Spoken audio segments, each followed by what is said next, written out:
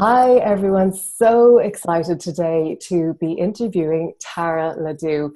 Let me tell you a little bit about Tara, first of all. She is the author of Came to Believe, a journey of trust, faith, and perseverance.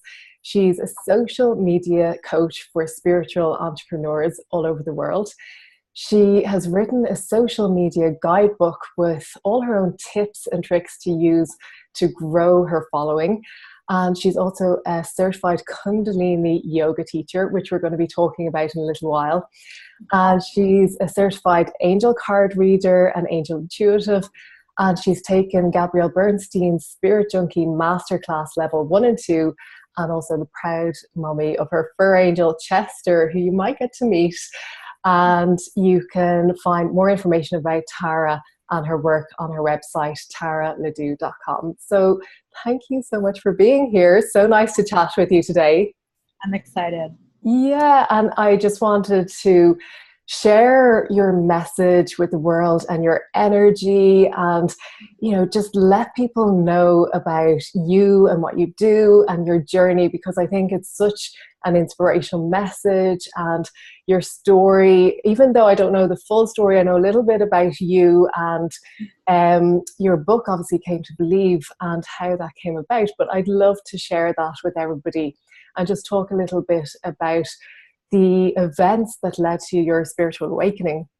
Yeah, sure. So, growing up, it's written in the book, I was always kind of an intuitive child, very empathic. My mom practiced astrology. She hand calculated charts. Like now there's computer programs where you just put in a birthday and it spits out everything. But she used to have to hand calculate stuff. So I kind of grew up in a spiritual woo-woo house, and her astrologers had told her, your daughter is psychically gifted, you should help her with that. But because of my childhood being so chaotic, I didn't really get to tap into it or really work on I don't like to call them gifts, but I don't, whatever. So I just kind of lived my life always being very intuitive. And then my mom and I had gone down to the beach in Malibu. She was visiting, and I slipped and fell and broke my ankle pretty severely in 3 spots down on the beach. And I had Chester with me and my mom, and there was nobody else on the beach except one other couple. And they came over to help me, and I was unhelpable at that point. I was just screaming profusely. And it was wild thinking back to it. But the people came over and helped me, and it was really interesting. I feel like that was my first interaction with a live angel, because her name was Angela. What are the odds of that? And she and her husband had meant to go to a different beach and change their mind at the last minute to go to that beach. And they completely helped me out. And they drove my mom home in my brand new car with Chester. And I went with the ambulance to the hospital. And in the ambulance, I was really having a panic attack. And so I started doing breath of fire, which is a breath that we use in Kundalini Yoga. And I started seeing colors in my third eye chakra and hearing voices saying, you'll be okay, just breathe. And so that was kind of when it all turned around for me. I did buy my first deck of angel cards a month before the accident. I did see a psychic the month before an accident who predicted this would happen. She said that everything was swirling about in my stomach, and it was all going to come to a head, and I was going to see the light, and I was going to have a transformation. And literally a month later is when this all happened, and I had my transformation. So I've kind of been on that spiritual path ever since that accident. And you were saying about in the ambulance, hearing those voices and doing the breath work. And I know people often say to me, if you hear voices or if you see certain things, is it not scary? But for me, it's always really reassuring. It's always a really peaceful, loving energy. And I presume for you, that was the same experience. At that time, it was really comforting. The guy inside the ambulance had told me if I didn't calm down, he was going to have to put a mask on me with air, because I literally was not breathing. I was just I had never had an accident. I had never been in an ambulance before. I'd never broken anything. This was all totally scary to me. And I understand it wasn't like a tragic car accident, but it was pretty scary for me. But yeah, for me, it was kind of like, I just wasn't sure what those colors meant. At that point, I don't think I had read any Doreen Virtue books. I only had the one deck of cards. And now from what I've learned, it was Archangel Michael and Archangel Raphael. Sometimes when I see the colors in my third eye, or in my third eye, I'm wondering if it's chakra colors that I need to work on, or if it's the actual angels. So I have to ask a lot of questions when those lights are coming up. Like, what is this? So yeah, it was comforting to me. Yeah. And I find that as well, often when I see those lights coming up and the colors coming up, and it's just so comforting to know that the angels are about, and that we have that support, and that they're always there for us. And just that little, color that comes into, your third eye or your vision, it's a lovely, reassuring little bit of guidance that the angels are there with you. And that accident, I know that a lot of people, they'll have things happening in their lives. And sometimes when things like that happen, they can stay stuck in, blame or fear or the pain of that. But you took that and you allowed yourself to open up to greater things. So, what made you turn around? Was it the comfort and the guidance that you were getting? What was it that, turned your life around? Well, I think I was kind of already starting on that path when I saw that psychic. I bought those deck of cards. I was doing readings for myself, and they were like strangely on point for me. And then I was giving some readings to my friends for fun. And so I went to the psychic for her to tell me whether I was psychic or not, because I was like, who better than a psychic to tell me that I was psychic? So I went to her, and then from there, she had given me some books to read about the chakras and to learn all about. So I was kind of already starting on it. I was doing a lot of healing work in my Al-Anon program, which is a 12-step program for friends and family of alcoholics.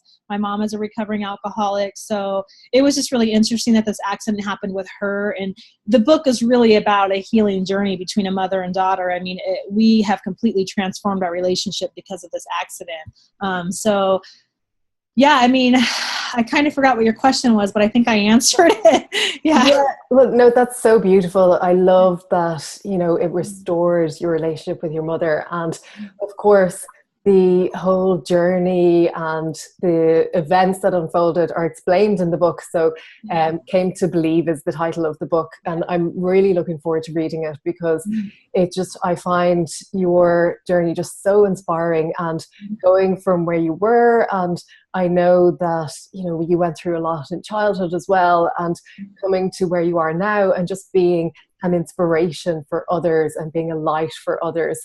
And I just find that amazing. And I think it's great to have people like you who are willing to be seen and who are willing to share their message, because I think the world needs more of that. People who are willing to actually put it out there, rather than, it's so easy to just sit back and not do anything and to keep that to yourself. And I think your message and your journey will help a lot of people as well. And I know that, like me, you're a big fan of Gabrielle Bernstein, and you've done her Spirit Junkie masterclasses, and obviously there's so many other spiritual teachers who've influenced your journey. How has Gabby influenced you? How has her teachings influenced your journey? Yeah, I mean, I don't even know where to begin with that girl. Like, it's so crazy. Like, I had heard of her through the Hay House online writers course, which I wasn't even supposed to go to. I was supposed to go to the in-person course in Hawaii, but Doreen Virtue had gifted me the online course. Like, I already had my tickets purchased to go to Hawaii, but it all happened for a reason, because through this online course is where I found Gabby. And as soon as I saw her speak, I was like, oh, wow, she's so authentic with the people in the audience. And she really genuinely cared when she was answering their questions. And that really moved me, because, you don't get that from a lot of people. And I know that Gabby's like not famous, but she is famous in our world. So I immediately picked up her book, Spirit Junkie. And then I saw that she was offering this free course and how to do what you've been dreaming of, or something like that. And so I took it, and at the end she announced the master class, and I went to the master class, and at the master class is when things really transformed for me because she was talking about something that had happened to her, and it really resonated with me. And I was just bawling my eyes out, and I was in the front row, and she kept, like, every time I opened my eyes, she was staring right at me, and it made me extremely uncomfortable. So I would, like, wipe my tears away, because I'm like, oh, she can't see me crying, she can't see me upset, you know, I'm fine. And then again, I opened my eyes, and she'd be looking at me. I'm like, oh my God. So then, like, the next day of a course, she had asked if anyone had any questions around Kundalini meditations, and you know, at that point I had been practicing Kundalini yoga, going to class, but I wasn't, like, you know, fully into it. So I asked her about a meditation to get angry about my childhood instead of releasing childhood anger. Because my therapist had said that the problem is with me is that I'm not getting angry about what happened to me. I'm just kind of like, oh, this is what happened, you know? And so that's when I shared my story for the first time, was there in a theater with 300 people. And the way that she listened to me, like, she leaned in and totally listened. She encouraged me to write this book. She said I needed to share my childhood trauma in the book, that I can't just, like, comb over it. And then after that, we've kind of just really connected through that. I mean, when I was in the book signing line, you know, I just hugged her so tight, and I hope I didn't make her feel uncomfortable at that time. But I just told her, I'm going to go to level 2. I'm going to manifest the money. And she's like, I know you will. I'll see you there. And then I just started volunteering for her. And she's just been a huge inspiration to me. She's so authentic and so real, and she really cares about the people that follow her as much as she can. I mean, obviously she's getting so much bigger, so it's hard for her to connect in a personal way to people. But I feel really fortunate to have her teachings in my life. Yeah, it's amazing. And I'm laughing when you're saying, you know, she's not famous as such, but it's funny because when I'm talking to clients and I might recommend, you know, one of her books or one of her teachings, and I'll say, you know, it's by Gabrielle Bernstein. Have you heard of her? And they'd be like, no. I'm like, what? You haven't heard of her? What do you mean? That's what I say. I'm like, wait, how can you not know Gabrielle Bernstein? Yeah. Yeah, I think when you're in the spiritual field, she is famous within our circles, definitely.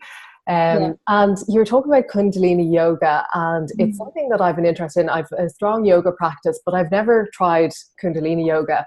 And I'd love to try a class. Can you explain a bit what that's about and how it works? Yeah, I mean, it's kind of known as the yoga of awareness. So there's a coil of energy that sits at the base of your crown chakra. It's called the Kundalini energy. And when you're practicing Kundalini yoga and practicing the kriyas, the exercises, it activates that energy to kind of like a coil, like a snake, to balance the chakra system. So there's like a ton of different chakras to help with different things, which obviously is targeting a specific chakra area. But that's kind of what it does. So it's a huge meditation practice. It's the yoga of awareness, but it's the awareness of yourself. So when you're practicing it, your eyes aren't open and you're not looking at the person next to you to see if they're doing a better downward dog than you are. It's totally not competitive. You're going within, your eyes are closed. And that's what I love about it the most. It has really taught me to be present. I love the mantras and the chanting and the music. It just really resonates with me, for sure. That's one thing that I find myself doing when I'm in yoga, just taking a little glimpse at the person beside me. I'm like, stop it. It's not about their practice. It's about going within. And it's not about how far they can get into that pose or whatever else. But I love the whole concept behind it. And it's something that I keep hearing more and more about. And I know Mastin Kipp is a huge fan of Kundalini Yoga as well. It's something I'm definitely going to try soon. Now, one thing that I have to mention, and if anybody follows your Instagram stories, they'll already know who Chester is. But I just love, he's not camera shy, that's for sure. So I just love Chester, and I wanted to introduce everybody to him if he's about. I don't know if he's still with you or... Chester, come here, buddy. Come see Mama. Come here. He's like, what? I don't want to get up. I'm comfortable. I'll go to him as I usually do. You want to say hi to everybody? See, look, he's turning away. For once, he's getting camera shy. Hello, Chester. Oh, he's so cute. He's just the cutest thing. And I love your little updates with him and the little stories on Instagram. He's becoming famous in his own right. Yeah, a lot of people, oh, he turned his head again. Oh my God. A lot of people ask for him. He hates it when we do Snapchat, but I like make him do it. You have Yeah. to. You have to. Yeah, he's super cute. He's like been in the book I refer to him as my spiritual running buddy for like the last 10 years. He's been by my side. He'll be 11 in November. But yeah, I'm obsessed. Thank you. And talking about Instagram, I love how natural you are and how people can just feel so connected with you. Like I felt I knew you before we even, chatted or met, just because it's such a lovely way to connect. And I think that that really comes across in your stories, that you're just so natural, you're yourself. It's not about, anything else. It's just you. And you're a social media consultant as well, which is amazing. So can you offer any tips? I know you have an ebook of, social media tips for growing your following. Is there anything you can offer just for, social media and yeah, for sure. I mean, I think authenticity is key, and integrity are like my main things. And I know that's not really giving you tips to grow it, but people really resonate with people that are authentic, and the integrity piece is really important. So like, I mean, you'll see a lot of people that are like following you and then they get you to follow them and then they unfollow you 2 days later. Like that's what I call as integrity. That's not really acting with integrity. And so if you're kind of playing a game like that, it's not going to work for you. So like if people make an effort, like when you're trying to get people to follow you, you need to like at least 4 or 5 of their posts and comment and then follow them.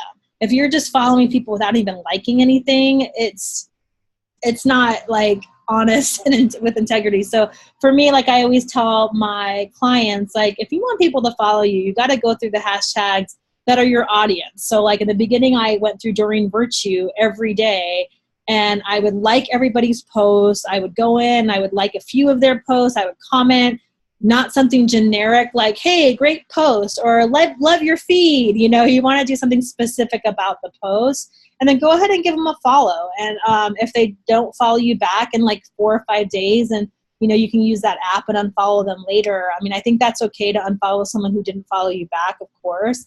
But you don't want to follow people, get them to follow you, and then unfollow them 2 days later. And also, don't be afraid to follow people. Everyone feels like on Instagram that they can only be following like 200 people and have like 10,000 followers. Like if you look at my account, I mean, I follow like 2,600 people. That's a lot of people. I mean, I'm not like Gabby Bernstein. I only have 13,000 followers. But I think that's important because if people are going through their news feed and they look at an account that let's say they have 3,000 followers and they're following 100, they're not going to follow you. I mean, it doesn't look like you're going to follow them back. So they're not going to waste their time. So you want to try to make your numbers a little even in the beginning, and then you can kind of weed people out through the apps. Like there's an app that'll tell you who your worst followers are. So it'll tell you who doesn't comment or like on your post, and then later you can clean it up and delete some of those people. And they're probably going to unfollow you later, but that's okay because they're not someone who's really buying into your content anyway.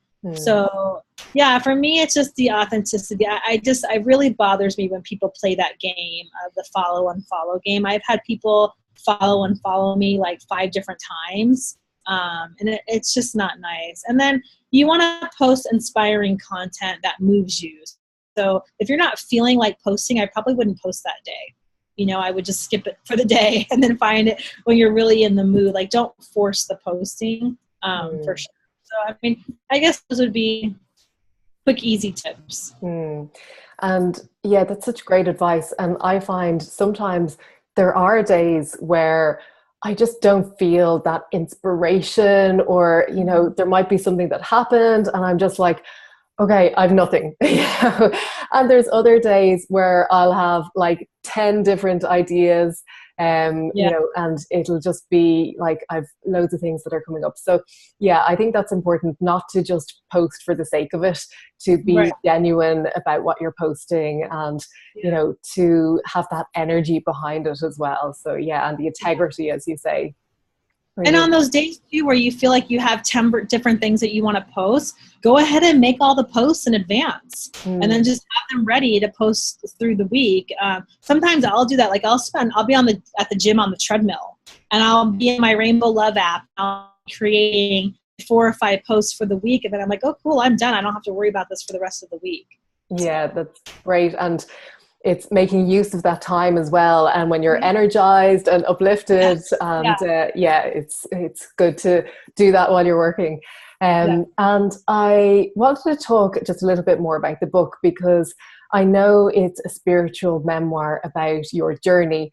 Who could benefit from reading the book? Who's the book for? I mean, I hate to say that anyone could benefit from it, because you don't want to have a broad audience, because like, then, you know, sometimes you're writing for all, then you're writing for none.